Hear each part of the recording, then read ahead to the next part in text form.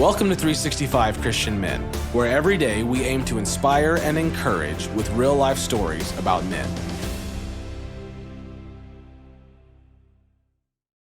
August 20th, Nick Vujicic. Nick Vujicic was born without arms or legs, but that hasn't stopped him from making a difference in the world. In 2005, at the age of 17, Nick founded Life Without Limbs, an international nonprofit ministry whose mission is to spread the gospel and to unite the body of Christ. On this date, in 2008, Nick learned how to surf. Sometimes the best way to succeed is to fall down, get back up, and try again. Nick Vujicic wiped out again. Swimming away from his board, he came up for air, then let the waves wash him toward the shoreline. To his left, professional surfers went head-to-head in competition, rolling and flipping dramatically through the waves to earn the judges' favor.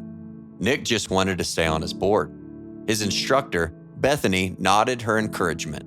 Face set, Nick waded back into the deeper water.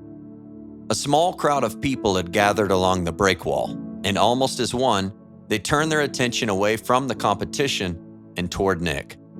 Some held up cameras. Nick felt his heartbeat rising to his chest. Too many people were watching.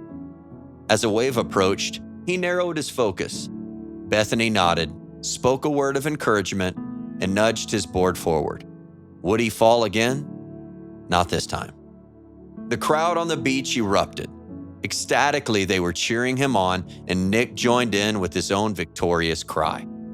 What made this simple accomplishment such a victory? And why was this crowd so impressed when just beyond, professional surfers performed far greater feats? The crowd was cheering because this student was Nick Vujicic, born without arms or legs, and had just demonstrated a powerful truth. Sometimes, the best way to succeed is to learn from our failures. Nick says, every time you fall down, every time you fail, you learn something new. You're ready for the next one. You've learned how not to do something. Learn from it and move on. You can only win if you don't give up. When Nick's speaking tour took him to Hawaii in 2008, he knew it was the right time to try to fulfill one of his lifelong dreams, to learn how to surf. Years earlier, his mother had shown him the website of a young girl, Bethany Hamilton, who had just lost her arm to a shark attack while she had been surfing. In spite of the staggering loss, Bethany was back on the water within 3 weeks and soon became nationally recognized for her talent on the board. Nick knew she would be the perfect teacher for him, and as soon as he landed in her home state, he reached out to ask for a lesson. I was psyched at the prospect of learning how to surf, he said. I was more than a little nervous. They began on the beach. As Nick struggled to raise himself upright on the board, he and Bethany devised a platform made of folded towels, duct-taped just off center, which he could use for leverage. Once he could raise himself up on his own, he rode several waves perched on the end of Bethany's board. Finally, he was ready to try it on his own, so Bethany nudged his board into a wave, and he immediately fell off.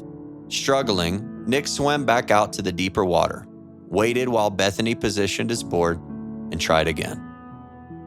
Wave after wave, Nick tried, and wave after wave, he failed.